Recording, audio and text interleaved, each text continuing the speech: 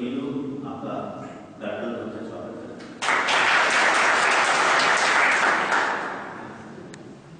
आज आप हम लोग के बीच में आए हुए हैं इस संदर्भ में यदि आपकी मन में उत्सुकता होगी या जानने की, तो आज का टॉपिक है टीचिंग एंड लर्निंग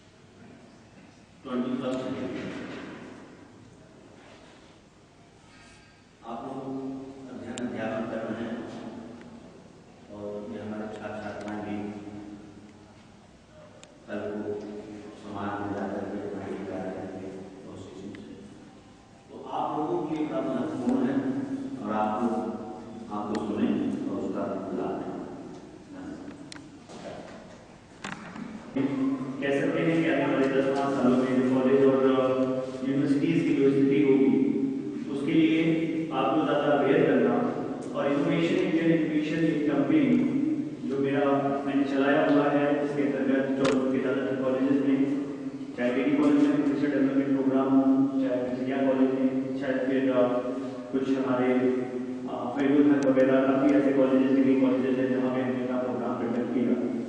और जैसे कि मैं ये चाहता हूँ कि एक बदलाव जिसकी बहुत ज़्यादा ज़रूरत है हमारे अध्यापकों के अंदर, हमारी टीचिंग फैकल्टी के अंदर, जिसके माध्यम से हम अपने समाज को, अपने बच्चों को आज की मार्केट के अनुरूप जोड़ पाएँ।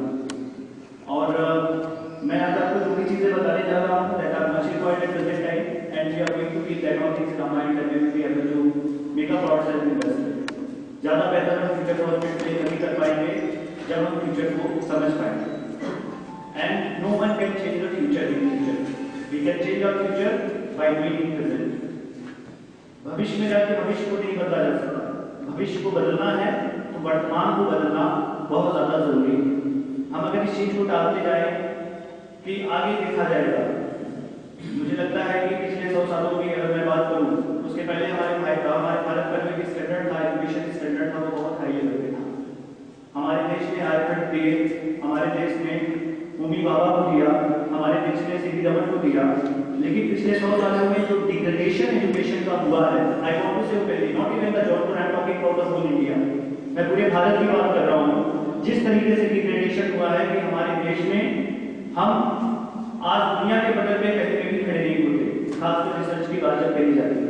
1930 के बाद किसी भी भारतीय को नोबेल पुरस्कार साइंस में नहीं मिला।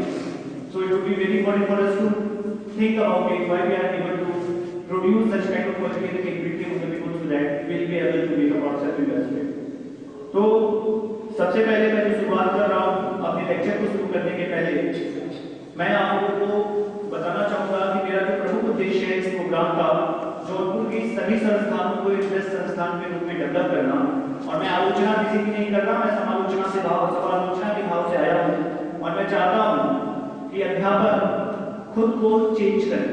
और जब तक टीचर, लेक्चरर, प्रोफेसर अपने आप को चेंज नहीं करेंगे, we are able to change the society and we are able to change anything in our society. और आज की डेट में हम किसी भी स्तर पे जॉब कर रहे हैं, हमें ये समझना होगा कि हमारी जॉब पूरी तरीके से हर मायने में फिट होनी चाहिए। तो मैं अपना लेक्चर शुरू करने के पहले एक गीता के श्लोक से शुरू करता हूँ।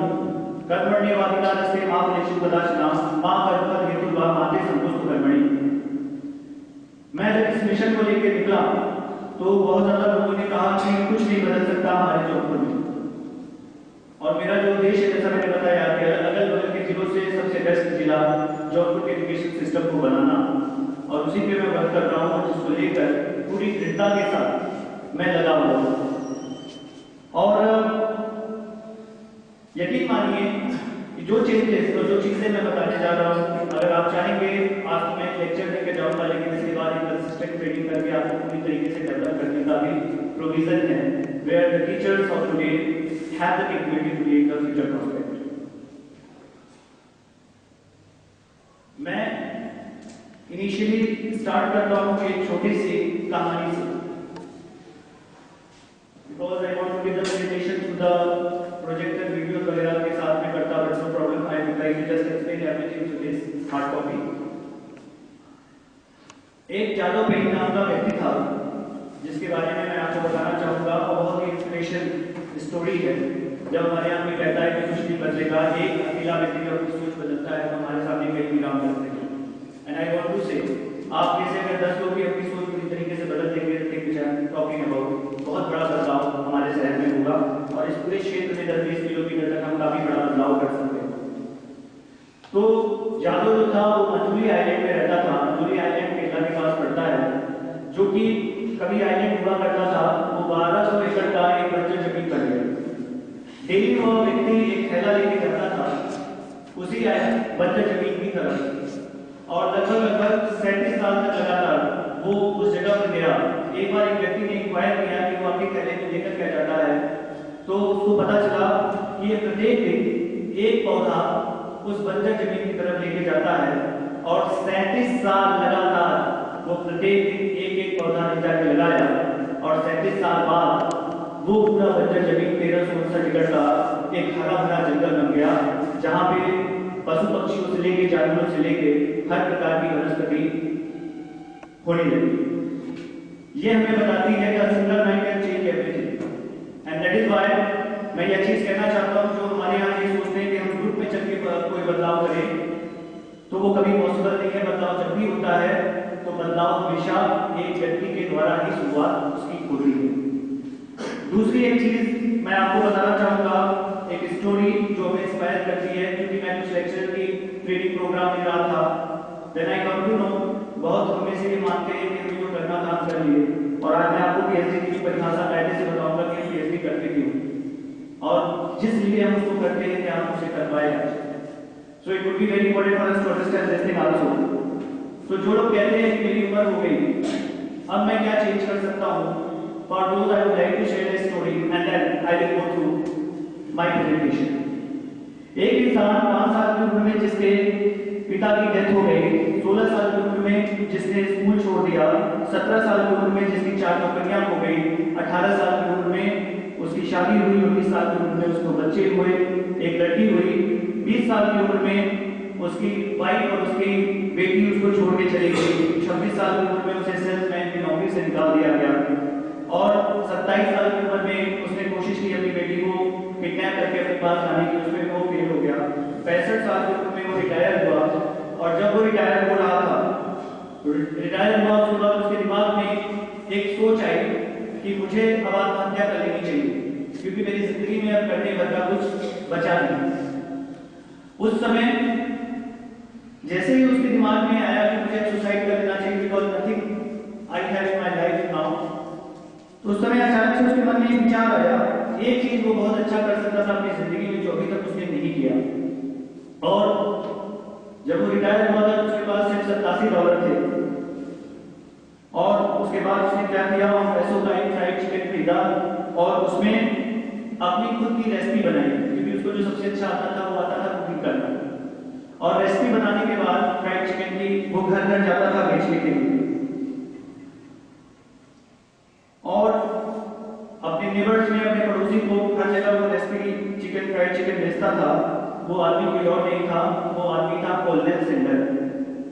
कॉर्नेल सैंडर जिसको जो मालिक है केएफसी का, जैसे मैकडॉनल्ड एक कंपनी है वैसे केएफसी कंपनी है। और 87 साल की उम्र में वह व्यक्ति जो 65 साल की उम्र में आत्महत्या करना चाहता था, जिसके पास सिर्फ $87 थे, 87 साल की उम्र में वह व्यक्ति खरबपति बना। I am saying to you that at that age of time, a person has changed his entire life. कि 65 साल की उम्र में उसने $87 से अपने जीवन का निर्वाह चालू किया, घर घर जाके अपना फ्राइड चिकन बेचता था। वही व्यक्ति 87 साल की उम्र में खरबपति बना। And I want to say that nothing is impossible in the world and never be a late in our lives. We have to begin it with our heart and with our soul. We will be able to get everything in our life. और इसलिए मैं कहना चाहता हूँ कि teacher का मतलब ये नहीं होता कि हमें 4 दीवार में कैद हो जाए। टीचिंग का मतलब होता है leader of the society. Because teacher reflect the quality among the students, and that is why it will be very important for us to understand that what kind of teaching we are doing, and the same kind of society will be created. तो जिस प्रकार की हम teaching करते हैं, उसी प्रकार की सोसाइटी हमारी बनती है। अब मैं I want to initiate my lecture over here with a line which is very important for us to understand. Alvin Toffler की कहावत के साथ मैं कहना चाहता हूं, जो कि बहुत ही इंपॉर्टेंट है हमें समझने के लिए, और जिस बदलाव को लेकर मैं आज यहाँ पे खड़ा हूं आपके समक्ष। उन्होंने कहा था, the literate of 21st century are not those who cannot read and write. The literate of 21st century are those who cannot learn, unlearn and relearn things. तात्पर्य, 21वीं सदी का अनपढ़ वह नहीं है जो पढ़ नहीं सकता और लिख नहीं सकता।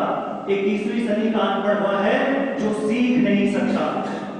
तो मैं सबसे बड़ी बात जो हमें अपने जहन में रखनी चाहिए, हम आज अगर 21वीं सदी के टीचर हैं और अगर सिर्फ और सिर्फ हम बच्चों को पढ़ाते हैं, क्योंकि आज की अपनी पेडागोजी में आपको पढ़ाने की शैली बताने जा रहा हूँ जिसकी बहुत ज्यादा रिक्वायरमेंट है आज में।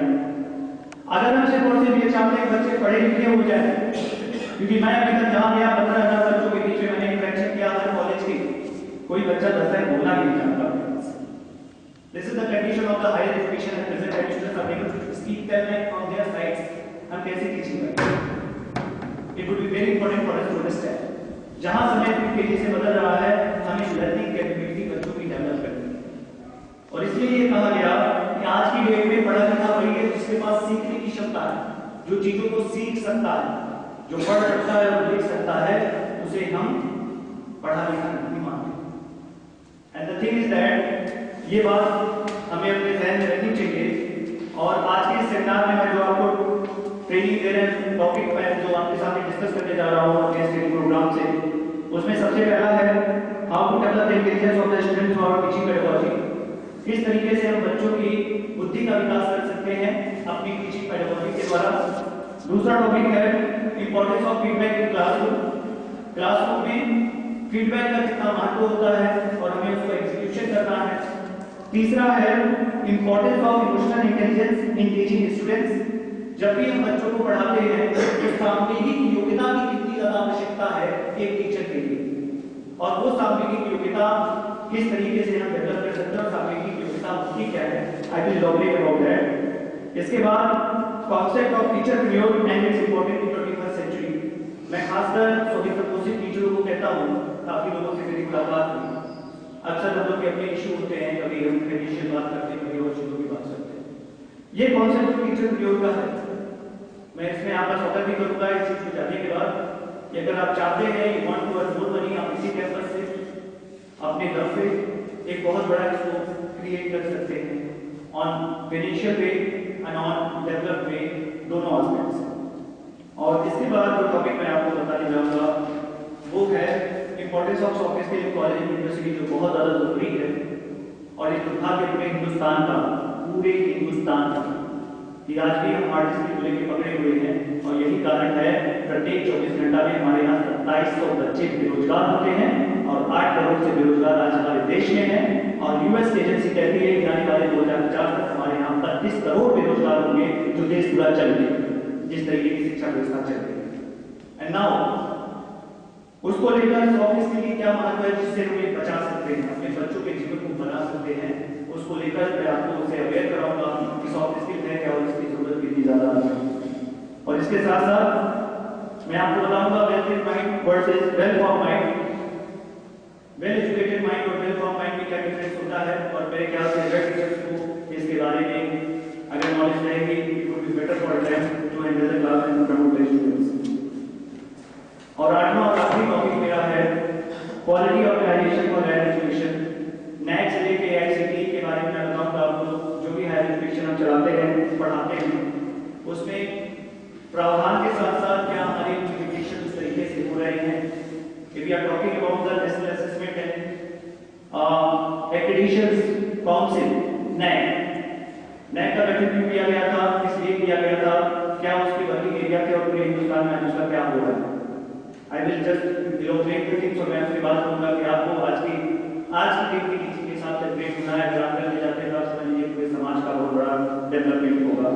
There are three things in our life which I would like to convey over here. तीन चीजें हमारी जिंदगी में होती हैं, यह दुनिया में होती है, और चाहे कोई यहाँ रिसर्च किया हो और चाहे फिर कोई साइंस का टीचर हो, I would like to say there are are three things which will continuously happening in our world.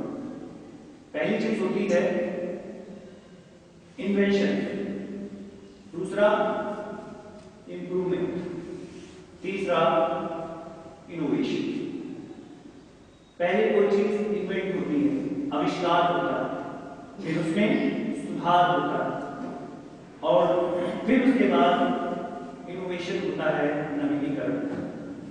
आज का ये वर्ड इनोवेशन प्रधानमंत्री से लेके पीएम तक सबके जुबान पे आ है innovation innovation innovation. There are lot of people are speaking about innovation. बहुत पॉपुलर शब्द तो 21वीं सदी का जो है वो है इनोवेशन। मैं आपको कहना चाहता हूं इस समय में ज्यादा चुनौतियां हमारे लिए इसलिए है, हमारी टीचिंग फैकल्टी के लिए, क्योंकि आज की डेट जब हम इनोवेशन की बात करते हैं तो what is innovation? Adding a new value on the system, नए वैल्यूज को ऐड करना, उसे हम इनोवेशन कहते हैं। नवीनीकरण करना, चीजों को नए तरीके से करना। और आज के स्टेज में it would be very important that we have to go through that particular word innovation. और मेरे ख्याल से जब हम लोग इनोवेशन की बात करते हैं we have to understand one thing कि जो ट्रेडिशनल काइंड ऑफ एजुकेशन हमारे यहाँ चल रहा है, नो डाउट आज की डिग्री कॉलेज का जो स्वरूप है मेरे ख्याल से आने वाले 1 साल में बदल भी जाएगा कि सिर्फ और सिर्फ सिलेबस पढ़ाना। मैं अगर आपको एक सवाल पूछूं कि क्या जिंदगी में यहाँ बैठा कोई व्यक्ति पढ़ के तो सीखा था कि करके सीखा था? जवाब क्या होगा? Every one of us learn anything now life by doing. तो हम ये कैसे मान सकते हैं कोई साइकिल चलाने का तरीका में पढ़ा देगा, पैडल ऐसे मारो हैंडल ऐसे पकड़ो, you will be able to just ride the bicycle? क्या कभी हो सकता है? एक जो बहुत ज्यादा जरूरी चीज मैं आपसे कह रहा हूँ, मानता हूँ सिलेबस का दबाव सबसे ऊपर होता है, प्रैक्टिकली कॉम्पिटेंट होता है, लेकिन क्या हमें लर्निंग अपॉर्चुनिटी स्टूडेंट्स को नहीं मिली? अगर हम उन्हें लर्निंग अपॉर्चुनिटी नहीं दे रहे हैं, हम अपनी ड्यूटी कर रहे हैं बट हम कुछ डेवलप नहीं कर रहे, तो students are not getting anything. Even कोई भी लड़का साल भर क्लास करता हो, आप उससे पूछ दीजिए कि 4 दिन पहले क्या पढ़ाया गया, मैंने ये हकीकत यहाँ पर देखी। And I am saying to you that ये सिर्फ एक कॉलेज या 2 कॉलेज की प्रॉब्लम नहीं, इंटायर सिस्टम की प्रॉब्लम है। मैं चाहता हूँ आप में से कुछ लोग अगर आगे आ जाए, आप सभी लोग आगे आ जाए, you are just changing this problem. आप ही लोग हैं जो समाज को बदल सकते हैं, आप ही लोग हैं जो पूरी तरीके से एजुकेशन में इन्फॉर्मेशन ला सकते हैं। एंड दैट इज व्हाई मेरी रिक्वेस्ट भी है कि एजुकेशन को जिस तरीके की आवश्यकता है उस तरीके से बदला जाए। एजुकेशन एक शब्द है, मैं सबसे पहले नोट करना चाहता हूँ what is education. Education is a word which is derived from the educare and that means ground. शिक्षा का तात्पर्य समझना बहुत जरूरी है। शिक्षा एक शब्द है जिसे एजुकेयर से लिया गया है, जिसका मतलब होता है ड्रॉ आउट करना, ड्रॉ आउट योर आइडियाज, आगे बढ़ाना, निकालना, अपने आइडियाज को निकालना, इंफॉर्मेशन को निकालना। That is all about the education what we are teaching. और क्या हम आज उस एजुकेशन के मायनों को ठीक तरीके से एग्जीक्यूट कर रहे हैं? Absolutely not. आज के एजुकेशन में जो बच्चे पढ़ते हैं वो सीरीज से पढ़ के या फिर किसी भी तरीके से पढ़ के क्वेश्चन आंसर याद करके पास होना चाहते हैं, do not develop anything in themselves. And maximum student जो आज हमारे यहाँ ग्रेजुएशन वगैरह करते हैं वो कोचिंग की तरफ भागते हैं, वो कॉम्पिटिशन की तरफ भागते हैं, क्लास करने नहीं। व्हाई? आज हमारे कॉलेजेस की क्रेडेंशियलिटी इतनी गिर गई है। मैंने देखा कि फ्रेजर स्कूल में एक कोचिंग चलती है जहाँ पे 1000 बच्चे निकलते हैं, डीडी कॉलेज से निकलते हैं उनकी भीड़ मैंने देखा। व्हाई? आज हमारे डिग्री कॉलेज के प्रोफेसर्स की क्रेडेंशियल इतनी ज्यादा गिर गई है, विश्वसनीयता इतनी कम हो गई है, people are prefer to go to the coaching despite of joining the college. बहुत बड़ा सवाल है। और लोग पढ़ते हैं तो ग्रेजुएशन का एक मतलब होता है they have to develop the ideas and thought and their vision on the thing what they are doing. हमें एक खास लोगों को ये कहना चाहिए कि अगर समाजशास्त्र का स्टूडेंट है तो उसको एक अच्छा समाजशास्त्री बनाया जाए, उसकी सोच को आज के समाज के अनुरूप बनाई जाए। अगर शिक्षा शास्त्र का स्टूडेंट है तो उसको शिक्षा के जो आज के आयाम है उसके बारे में उसको रूबरू कराया जाए। कोई पॉलिटिकल साइंस का स्टूडेंट है तो उसको एक तरीका बताना चाहिए कि पॉलिटिक्स में जिस तरीके से बदलाव हुआ 96 से लेकर 2000 तक, जिस तरीके से इंडियन नेशनल डेमोक्रेटिक अलायंस आई, 2004 से यूनियन प्रोग्रेसिव अलायंस आई, उसके बाद 2014 के इलेक्शन के बाद जिस तरीके से मार्केटिंग कॉन्सेप्ट ने एक तरह से राजनीति को अपने कैप्चर में लिया और सारे राजनीतिक पंडित फेल हो गए, ऐसे परिवेश में हमारा आज का स्टूडेंट कल के लिए क्या सोल्यूशन दे सकता है? This is the big question. और मेरे ख्याल से जब हम लोग एजुकेशन देते हैं, education is all about preparing the student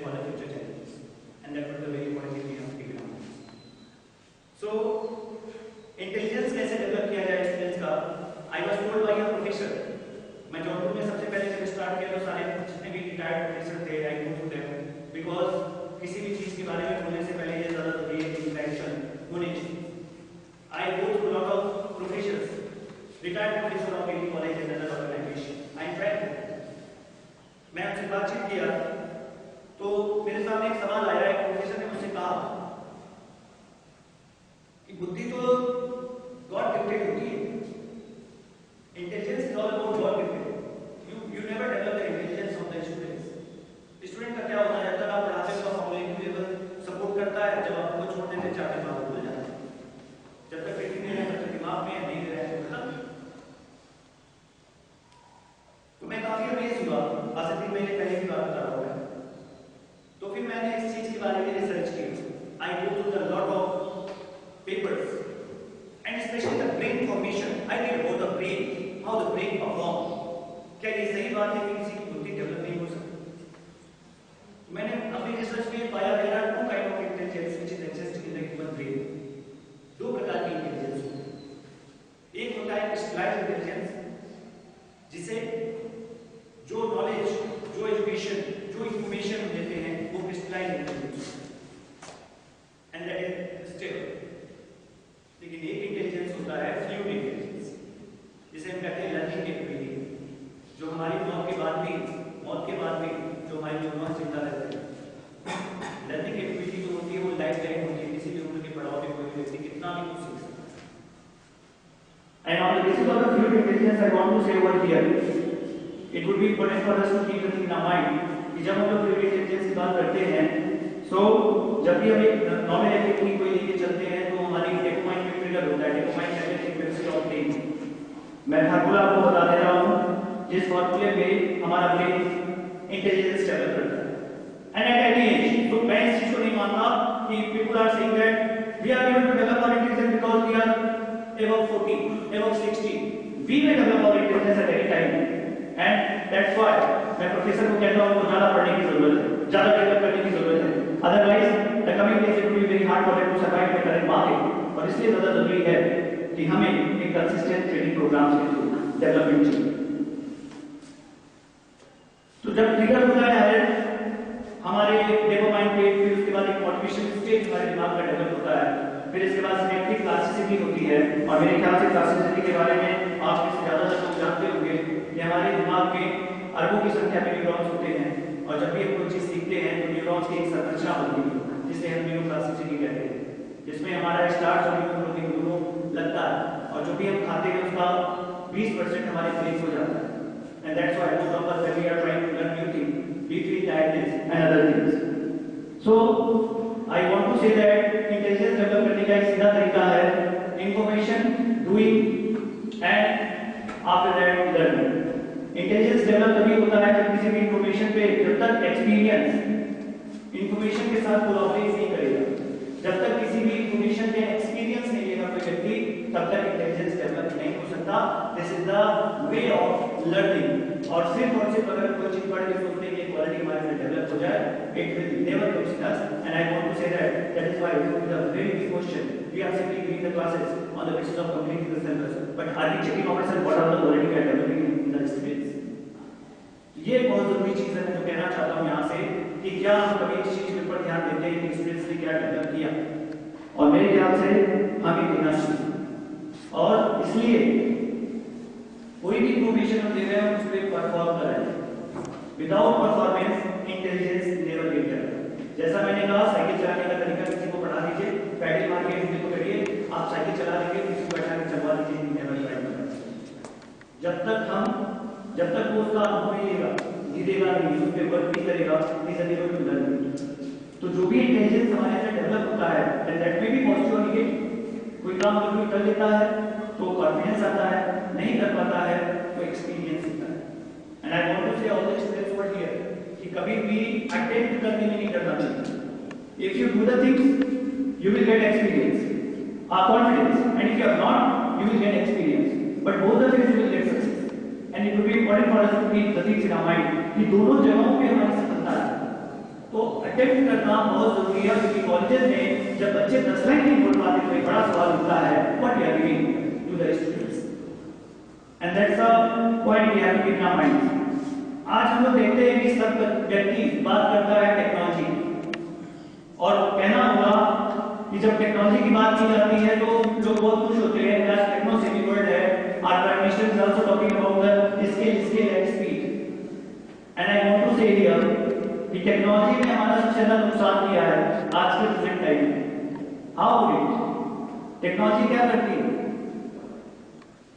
technology चीजों को सरल बनाती है।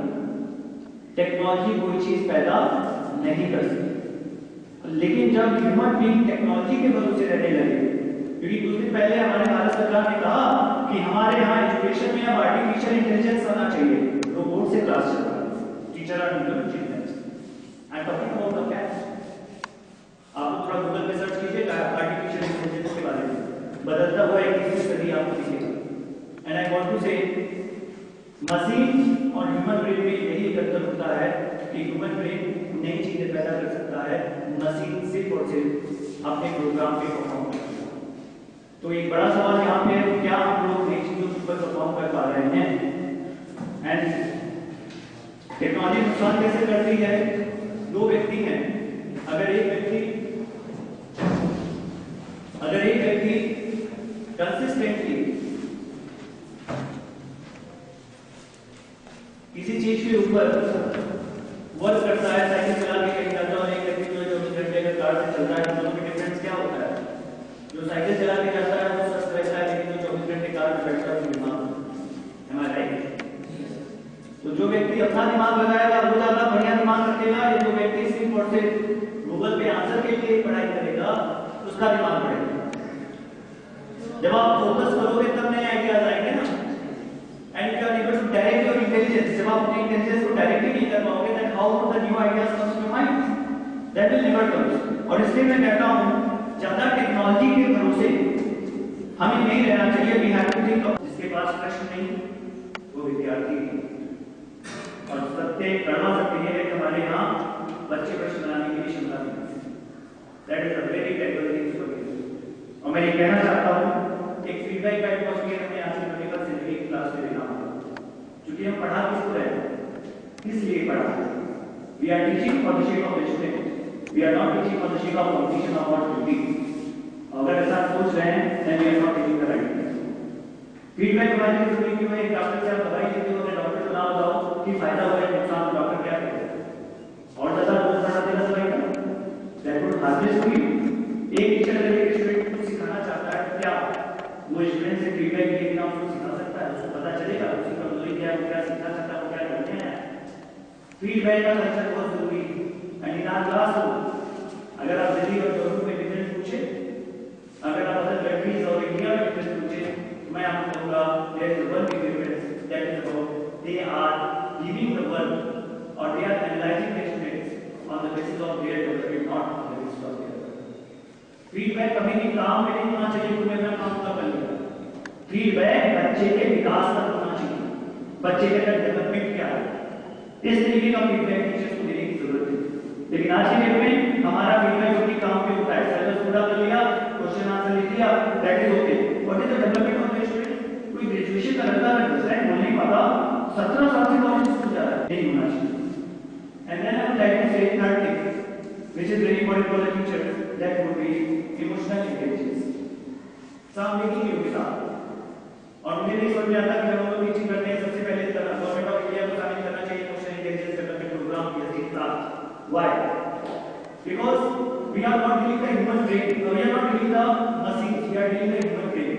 अगर हम स्टूडेंट्स से इंटरेक्शन नहीं कर पाएंगे तो हम कभी भी उनके साथ, जब तक हम एक सामने की विषय के बात करते हैं, अच्छा संबंध अगर उनके साथ स्थापित नहीं कर सकते, it would be very hard for us to handle the great. So emotional intelligence क्या है? Understand your emotions, control your emotions. चार एस्पेक्ट इसके होते हैं, understand your emotion, control your emotions, और तीसरा होता है understand other emotions and manage their emotions for better relations. ये चार चीजें होती हैं जिस पे हमारा इमोशनल इंटेलिजेंस वर्क करता है। आज आइए इसके एग्जाम में यूपीएससी के साइड में लिखा रहता है कि मैं वेरी इंपॉर्टेंट लेवल का emotional intelligence will like to survive in future prospect. So emotional intelligence की जब हम बात करते हैं, इफ वी आर एबल, क्योंकि सक्सेस किससे मिलती है? तीन चीजें बोलते हैं सक्सेस के लिए जरूरी होती है। क्या क्या? Patience, persistence, perseverance. इसका तात्पर्य क्या होता है? धैर्य, निरंतरता और लगन। इन तीन चीजों से सफलता मिलती है। और ये तीन चीजें अगर ना होना तो कोई कितना भी बड़ा बुद्धिमान व्यक्ति हो सफल नहीं हो सकता, पढ़ने में कितना भी तेज, लेकिन जब ये तीन चीजें नहीं साथ होती तो सक्सेस नहीं पाता। और इसीलिए हम ये मानते हैं कि इमोशनल इंटेलिजेंस क्वेश्चन से ज्यादा जरूरी होता है। सांवेगिक योग्यता भौतिक योग्यता से ज्यादा जरूरी होती है। अगर कोई लड़का कंसिस्टेंट पढ़ नहीं पाता, अगर कोई प्रोफेसर कंसिस्टेंट पढ़ नहीं पाता, that means we are not able to control our emotion. हमारी फाइनेंशियल प्रॉब्लम में सताती है, कोई और चीज होती है, we go through it, we are able to control our emotion consistently perform on our things whatever we are. चौथी चीज मैं यहाँ पे कहना चाहूंगा एक कॉन्सेप्ट जिसके लिए मैं पूरी ट्रेनिंग प्रोग्राम बना रहा हूँ टीचर फ्रेंडली, जौनपुर भर के टीचर फ्रेंडली के लिए एक इस तरीके का माहौल मैं बना रहा हूँ जहाँ हमारे यहाँ के टीचर अच्छा उसका डेवलप कर पाए, जौनपुर में रहते हुए डॉलर में पैसे कमा पाए। That thing I want to teacherpreneur एक कॉन्सेप्ट है, मेरे ख्याल से इस चीज को आपको दिमाग में रखना होगा। टीचर प्रेन्योर एक शब्द है जो एंटरप्रेन्योर से लिया गया है। एंटरप्रेन्योर का अर्थ होता है एंटर प्लस प्रेन्योर। एंटर का मतलब प्रवेश करना, प्रेन्योर का मतलब नई चीजों में प्रवेश करना। उसी से बना हुआ शब्द है टीचर प्रेन्योर। 2014 में अमेरिका में इसको इस कॉन्सेप्ट को लाया गया और हमारे इंडिया में इसकी बहुत जरूरत है। क्यों है मैं आपको बताता हूँ। अगर एक व्यक्ति मान लीजिए कोई है 2002 में उसने पीएचडी की, ठीक है, और वो आज 2017 में पढ़ा रहा है। अगर उसकी पढ़ाने की स्टाइल, और ऐसे 99% प्रोफेसर हैं कॉलेज में, I am saying to you, मिलने के बाद सबसे मैं बता रहा हूँ, अगर उसकी पढ़ाने की स्टाइल 2002-2003 वाली है, जो पहली बार उसने पढ़ाना सीखा था, तो आप ये मान के चलिए कि 2017 के बच्चों को पीछे लेके जा रहा है, आगे नहीं बना। और टीचर प्रेन्योर कॉन्सेप्ट इसीलिए जरूरी है कि upgradation of the teachers as per the time on. आपको पता ही होगा भारत सरकार ने घोषणा की 2-4 दिन पहले की खबर है, जिसमें ग्रेजुएशन करने वाले बच्चे दूसरों को पढ़ाएंगे। क्योंकि हमारे यहाँ बहुत पॉपुलर एक कहावत है, most of the teacher are in college because of by chance not by choice. ज्यादातर कॉलेज में जो टीचर है वो बाय चांस है, बाय चॉइस नहीं। कुछ और बनना चाहते थे, बाद में कुछ नहीं हुआ तो टीचर आई एम। लेकिन मैं ये कहता हूँ, मैं इसका कभी भी मैं ये नहीं कहता कि whoever is wherever they are, आज आप बहुत बड़ा पहले ही कर सकते थे, आज ही कर सकते हैं आएगा। यानी कि पढ़ने से सबसे ज्यादा, पढ़ाने से सबसे ज्यादा आता है किसी भी व्यक्ति को। तो आप बताइए बीएड करने वाले आज करने के साल की लोग ट्रेनिंग देते हैं, वो 3 साल के बच्चे तो लगातार ट्रेनिंग होंगे, कौन ज्यादा बेटर करेगा? बदलाव तो हो रहा है सर, चीजें तो हो रहे हैं फ्रॉम टॉप टू बॉटम। हमारी टीचिंग फैकल्टी को चेंज नहीं करना, we need not to change ourselves. तो टीचर प्रेन्योर के कॉन्सेप्ट को अगर हम डेवलप नहीं कर रहे हैं तो हम वही कर रहे हैं कि जो हमें कहा गया है, हमें गाइड है, आने वाले 2025 तक 30 तक हम बच्चों के भविष्य को बना सकते हैं, ठीक उसका उल्टा हो रहा है कि 2017 के बच्चों को भी हम 2000 या 1900 सदी में लेके जा रहे हैं। और ये पूरे हिंदुस्तान का करवा सकते हैं। इसी वजह से स्किल इंडिया प्रोग्राम क्यों चलाना पड़ा? क्योंकि पूरी व्यवस्था ध्वस्त हो चुकी है। 7 लाख करोड़ रुपए लगा दिए स्किल इंडिया प्रोग्राम चलाने। क्यों चलाना पड़ा? हमारे एकेडमिक एजुकेशन नहीं थी, वो भी फ्लॉप। एंड दैट्स व्हाई एक चैलेंज है हमारे हायर एजुकेशन में, हमें वो क्रेडेंशियल को वो अपनी एक दलील लोगों के बीच में पाना है। एंड आई वांट टू से कि ज्यादा जरूरी है कि हम टीचर प्रेन्योर की बात करते हैं, रिस्क टेकिंग टीचर को, इनोवेटिव टीचर को, और टीचर जो अपने आप को यूनिक है। मैं कहता हूँ बुक से जो लिखा है, आज टीचर की योग्यता क्या हो गई है? टीचर की योग्यता मात्र इतनी हो गई है बुक के शब्दों को और सरल बनाना। लेकिन क्या हम अपने एग्जाम्पल, अपने एक्सपीरियंस उसमें डालते हैं? It would be very important. बहुत कम एग्जाम्पल है यहाँ के लोगों के पास, because they are not focusing on their brain. मैं कहता हूँ जितने टाइम आप खाली हैं बजाय सोचने के उसमें कुछ नया कर सकते हैं। और मैं मदद करूँगा, I will just support from all the way, from all the teachers. Let us comes together. मैं अकेले जबरदस्ती के साथ काम कर रहा हूँ। मैं जौनपुर में अभी प्रोजेक्टर होता था, मैं वीडियो की कंडीशन आपको सब दिखाता।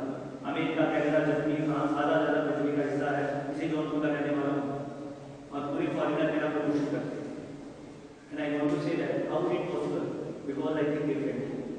और मेरे ख्याल से हमारे जौनपुर को या पूरी दुनिया की तरफ का टेस्ट कराना है, आप लोगों को थोड़ा अलग से सोचना पड़ेगा। क्योंकि अक्सर एक सवाल आता है कि मेरी सैलरी बड़ी कम है, दूसरे लोग कहते हैं ऐसा।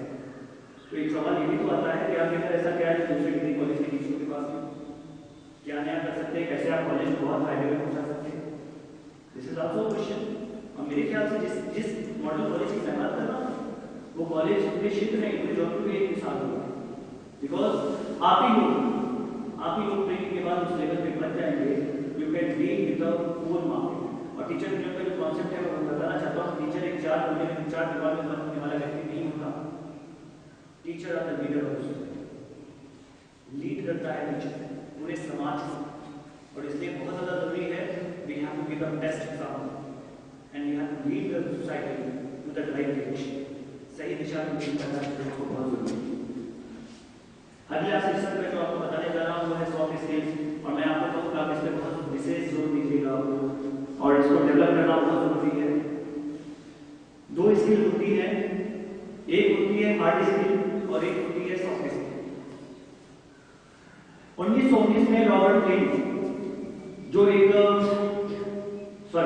मन जो एक बहुत बड़े रिसर्चर थे, 45,000 इंजीनियर के ऊपर इन्होंने एक रिसर्च किया कि सक्सेस के लिए क्या ज्यादा जरूरी है। उन 45,000 इंजीनियर्स में से जो आउटपुट आया रिसर्च का वो ये आया कि सफलता के लिए 85% सॉफ्ट स्किल जरूरी है और 15% हार्ड स्किल जरूरी है। लेकिन दुर्भाग्य पूरी दुनिया का, देश का नहीं पूरी दुनिया का, आपको पता है आने वाले 3 साल में 40 लाख बेरोजगार हमारे इलाके में होंगे, पूरी दुनिया का दुर्भाग्य है। इसलिए इंडिया के पास एक बहुत बड़ी अपॉर्चुनिटी है कि वो चाहे तो स्कूल बना सकती है अपने आप को, पूरी दुनिया का एजुकेशन सेक्टर है चेंज किया। दैट्स व्हाई मैं इसको अपॉर्चुनिटी के तौर पे लेता हूं, और इसलिए मैंने प्रधानमंत्री जी को भी कई सारे पत्र लिखे कि that we are having a meeting I try to make this right over here that we are having the best opportunity to lead the whole world. उन्होंने पाया कि 85% आज की डेट में सफलता प्राप्त करने के लिए सॉफ्ट स्किल की जरूरत है और 15% हार्ड स्किल की जरूरत है। हार्ड स्किल हम कहते हैं जो किताब से ज्ञान लेते हैं, लेक्चर लेते हैं, यूट्यूब पे वीडियो देखते हैं, या जो बाहरी सोर्स से हमारे अंदर नॉलेज आता है उसे हम हार्ड स्किल कहते हैं। और सॉफ्ट स्किल किसे कहते हैं? जो हमारी इंटरनल कैपेबिलिटी है उसे हम सॉफ्ट स्किल कहते हैं। एक बहुत बड़ा सवाल यहाँ पे है कि उसके बावजूद, शोध के बावजूद भी हमारे दुनिया में नॉन ह्यूमैनिटी 72% हमारी यूनिवर्सिटी का एनालिसिस है, 72% पैसे हम खर्च करते हैं हार्ड स्किल के लिए और मात्र 28% पैसे हम सॉफ्ट स्किल के लिए खर्च करते हैं। मैं आपको कहता हूँ सॉफ्ट स्किल जरूरी क्यों है। आज हमारे बच्चे जो यहाँ बैठे हैं और बच्चे जो यहाँ पढ़ते हैं, सपोज कीजिए उन्हें अपनी लाइफ में कुछ करना है, क्योंकि डिग्री कॉलेज के बाद just after the degree college means after graduation of post graduation they have to do the job but they want to qualify the qualification. मेरे सवाल का जवाब दीजिएगा। सबसे पहले तो मैं ये बता रहा हूं आप लोगों को, जहां पे जो मैं बात करने जा रहा हूं उसका बहुत बड़ा मायने है और मैं अपने मॉडल क्लास के द्वारा इस सभी को दूर करना चाहता हूं। एक बच्चा अगर आईएएस का एग्जाम देता है तो आईएएस के एग्जाम में क्या आता है? स्पीकर तक उसने पढ़ाई की या फिर उसने बीए कर दिया? मेरा सवाल है पूरे भारत सरकार से, पूरी व्यवस्था से, आईएएस के एग्जाम में सीसेट का एग्जाम होता है, जीएस का एग्जाम होता है, तो सिविल सर्विस एप्टीट्यूड टेस्ट का जो पेपर होता है उसमें क्वेश्चन आते हैं कॉम्प्रिहेंशन स्किल्स, व्यापक समझ। व्यापक समझ क्या है? सॉफ्ट स्किल है कि हार्ड स्किल? सॉफ्ट स्किल है, व्यक्ति के अंदर की समझ, उसकी खुद की समझ, ये सॉफ्ट स्किल है, हार्ड स्किल है, इंफॉर्मेशन बेस्ड है। दूसरा क्वेश्चन आता है डिसीजन मेकिंग एबिलिटी से, 12 क्वेश्चन, निर्णय लेने की क्षमता, व्यक्ति के अंदर किसकी लेनी, बाहर की, अंदर किसकी लेनी, मेरे अंदर निर्णय लेने की क्षमता क्या है। तीसरा क्वेश्चन आता है उसमें रीजनिंग का, तार्किकी का, ये हमारे अंदर किसकी लेनी, बाहर किसकी लेनी, that is also our internal skill. फिर उसके बाद उसमें क्वेश्चन आते हैं इंटरपर्सनल स्किल्स, अंतर संबंधी योग्यता कौन से कॉलेज में पढ़ाया जाता है, ये हमारे अंदर किसकी लेनी, बाहर किसकी, ये सारी सॉफ्ट स्किल है। और बच्चा जब नौकरी के लिए जाता है तो भी उसको कहा जाता है you are not having the communication power, you are not having the leadership skill, you are not having the critical thinking, you are not having the collaboration ability, you are not having the picture skills, you are not having the capability to make the better presentations. ये क्या है? सब soft skill. मुझे बताइए हमारी पूरी व्यवस्था में हम जब बच्चा हमारा सफल ना हो, या फिर आपके साथ यही चीज हुई है, जब हमारे सॉफ्ट स्किल के लिए कोई डेवलपमेंट का प्रोग्राम ही नहीं है और पूरे क्षेत्र में चाहे कॉम्पिटिशन देना हो तो सॉफ्ट स्किल, चाहे नौकरी करना हो तो सॉफ्ट स्किल, अगर हमारा डेवलप नहीं है तो हमारे बच्चे सक्सेस कैसे? This is very big question. और कोचिंग वालों को क्या करना है? अभी के क्षेत्र में जो यहाँ 4,000 रुपया नहीं देते ना, यही लोग जाते हैं इलाहाबाद में 50,000 देते, जमीन जायदाद तक बेच देते हैं लोग अपने बेटे को आगे बढ़ाने। मेरा एक सवाल है कि हम अपने क्षेत्र में वो चीजें डेवलप क्यों नहीं कर सकते कि हम उनको वाकई में डेवलप, क्योंकि वो कोचिंग वाला बैठा है बिजनेस करना है। जितना कॉलेज का गुरु बच्चों के भविष्य के बारे में सोचता है वो कभी बाहरी कोचिंग वाला नहीं सोच सकता, उसको पैसा चाहिए। वो आप ही के बच्चों को कहेगा चलो मैं बना दूंगा, उसको कुछ नहीं आता होगा तो कोई बच्चा 20,000 उम्मीद के सारे देगा और बच्चे की so I am saying you sir, ये सॉफ्ट स्किल जो कि बहुत ज़्यादा जरूरी है हमारी रिस्पॉन्स। जो खाना बनाने वाला है वो 5,000 कमाता है और जो शेफ है वो 5 लाख कमाता है। एक टेलर अगर 5,000 कमाता है, एक फैशन डिजाइनर 20 लाख कमाता है। अंतर क्या है? स्किल दोनों की सेम है, but intelligence and creativity that is the difference. क्योंकि फैशन डिजाइनर नया डिजाइन बनाता है और शेफ नई रेसिपी बनाता है, लेकिन जो बड़ा डिफरेंट आता है, जो नया कर सकता है वो 20 लाख कमाता है और जो सिर्फ कर सकता है वो 5,000। That shows. थोड़ा सा मैं इसमें अपने माननीय प्रधानमंत्री को भी कहना चाहूंगा, स्किल इंटेलिजेंस क्रिएटिविटी से ज्यादा बड़ी नहीं होती, इसलिए स्किल इंडिया के नाम पे सिर्फ हम लेबर ना तैयार करें बल्कि इंटेलिजेंस और क्रिएटिविटी के बारे में सोचें। और मैं आपको कहना चाहूंगा, आज इंडिया की जो कंडीशन है डेटा के साथ, आज पूरी दुनिया में जहां 17% ब्रेन का यूज होता है, रिसर्च से पहले रिसर्च होते हैं, हमारे देश जिसकी आबादी दूसरी सबसे बड़ी जनसंख्या वाला देश है, आपको पता है इंडिया का पॉपुलेशन उसमें क्या है? 2.8%। विश्व के 17% स्टोर में भारत का कंट्रीब्यूशन सिर्फ 2.8% है। ये सोचने का विषय है, क्योंकि आज हमारे देश से रिसर्च नाम की चीज पूरी तरीके से खात्मे में है, and that is very very very dangerous for our future. Internet के एग्जाम में 2 माइंड होते हैं, मैं आपको बताऊं। एक माइंड होता है जो वेल फील्ड माइंड होता है, जैसे आप लोग की अगर आदत हो बड़ी रहती है सबकी, मेरे ख्याल से है, और इसको मैं चेंज करना चाहता हूँ कि हम लोग क्या करते हैं, एजुकेशन देते हैं, लेक्चर देते हैं, वीडियोस देते हैं, दिमाग में सब कुछ भरना चाहते हैं। विद्वान एक शब्द है, जानते हैं आप लोग, बहुत ज्ञानी है। मैं एक सवाल याद रखता हूँ, और कुछ लोग, मैं एक जगह लेक्चर देने जा रहा था तो लोगों ने कहा बड़े सम्मानित लोग हैं, बहुत बड़े प्रोफेसर हैं, पास सम्मान में कमी ना हो। मैंने कहा अच्छी बात है, I will write many others, लेकिन सच तो बोलना पड़ेगा ना। सो लोग कहते हैं मैं विद्वान हूं, लोग कहते हैं मैंने बहुत कुछ पढ़ा है। मैं आपको कहता हूं दुनिया में 11 करोड़ 30 लाख किताबें हैं, तो अपनी जिंदगी में एक साथ 11 करोड़ 30 लाख किताब पढ़ सकता है। सिर्फ 100 और 200 किताब पढ़ के अपने आप को विद्वान बना लेते हैं, अपने अंदर ईगो पैदा कर लेते हैं। तुम मुझे क्या बताओगे, क्या ये टीचर के लिए सही है? जहां 11 करोड़ 30 लाख किताबें हैं, वहां 100-200 किताब पढ़ के ये कह देते हैं कि हम बहुत बड़े लेक्चरर। Is it good? एक अंतर है सर, वेल फील्ड माइंड और वेल फॉर्म माइंड में। और मैं यही चीज आपको कहना चाहता हूँ, हमारे स्टूडेंट में एक टारगेट होना चाहिए पैदा करना। वेल फील्ड माइंड वो माइंड होता है जो वेल एजुकेटेड होता है, जिसमें सारी इन्फॉर्मेशन, लेक्चर वगैरह सब मिले होते हैं। लेकिन वेल फॉर्म माइंड वो माइंड है जो अननोन, अनजानी चीजों पर रिएक्ट करके नए आइडियाज के साथ आगे आए, उसे हम वेल फॉर्म माइंड कहते हैं। और उसी माइंड की जरूरत आज के 21वीं सदी के एजुकेशन में है। और वेल फॉर्म माइंड की जब हम बात करते हैं, देन मैं आपको कहना चाहूंगा, गूगल पे कुछ भी डालो, आप किसी पढ़ाई करते हो, उससे ज्यादा चीजें गूगल पे एक क्लिक मारने में इन्फॉर्मेशन आ जाती है। कोई गूगल का यूज करेगा तो कोई आपके दिमाग से पूछेगा भाई क्या है, निश्चित तौर पे गूगल पे सर्च मारेगा। तो आज जो कहते हैं प्लेटफॉर्म माइंड की, हमारे यहाँ नालंदा यूनिवर्सिटी से आज साइंटिस्ट था जिसने जीरो दिया और पूरी दुनिया को मैथमेटिक्स को सरल कर दिया।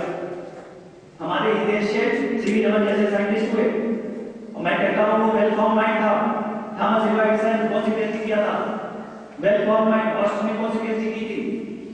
उन्होंने दिमाग में, कुछ लोगों ने मुझसे कहा तुलसीदास कालिदास ने ऐसा क्या किया था कि ये वाले थोड़ी पढ़ते हैं, लेकिन उनको किसने पढ़ाया था? मैं सिंपल सा ही कहना चाहता हूँ, वेल फॉर्म माइंड, दिमाग जैसा बना लिया उन्होंने, उसी तरफ बन किया और उस क्वालिटी को उन्होंने डेवलप कर लिया। और ये पावर आपके पास नहीं। हजार चीजें पढ़ के उन्होंने आपको कंफ्यूज ना करें बल्कि जो चीजें करना चाहते हैं, क्योंकि इंसान की जिंदगी में क्या है, 11 करोड़ की किताब कौन पढ़ना चाहता है? No one would like to learn. क्या चीज होती है? दो चीज होती है जिंदगी में, बहुत सी और वर्क स्किल बहुत जरूरी ये भी है। मैं एक बार एक मदरसे में था, नजरिया में मौलाना साहब से मेरी मुलाकात हुई, कुछ हमारे मदरसों में प्रोग्राम है, तो मैं वहाँ पे बात कर रहा था, तो उन्होंने कहा कि मैंने कहा मदरसों में क्या सिर्फ आप मजहबी तालीम ही देते हो, you are not going to operate other things? उन्होंने नहीं होती, सरकार ने बहुत से बदल दिया और बहुत अच्छा किया, उसमें साइंस लेके सारी चीजें दी जा रही।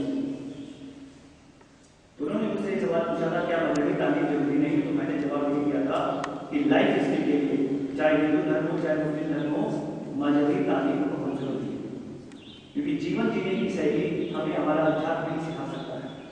क्या फायदा एक IAS बन के जब हमारे अंदर संवेदनशीलता ही ना, क्या सही और क्या गलत जब हम समझ ही ना पाए, सत्य क्या है इसका बोध ही ना हो, कि IAS बनने से फायदा क्या? तो नैतिकता जिसे हम कहते हैं लाइफ स्किल होना बहुत जरूरी है, इसलिए अध्यात्म से जुड़िए और वर्क स्किल, अपने बच्चों को भी नैतिक ज्ञान देना जरूरी है, आपके अलावा का टीचर भी नहीं।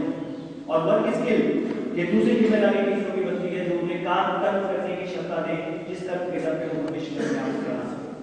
That all the things which I would like to say here, and along with that I want to say, हमारे यहाँ के लास्ट टॉपिक में यहाँ पे बताना चाहूँगा, हायर एजुकेशन की बात होती है और मैं लेटर लिख चुका हूँ, और इसके बाद भी वो कोई भी व्यवस्था जैसी चल रही है उसके लिए जिम्मेदार हम लोग हैं।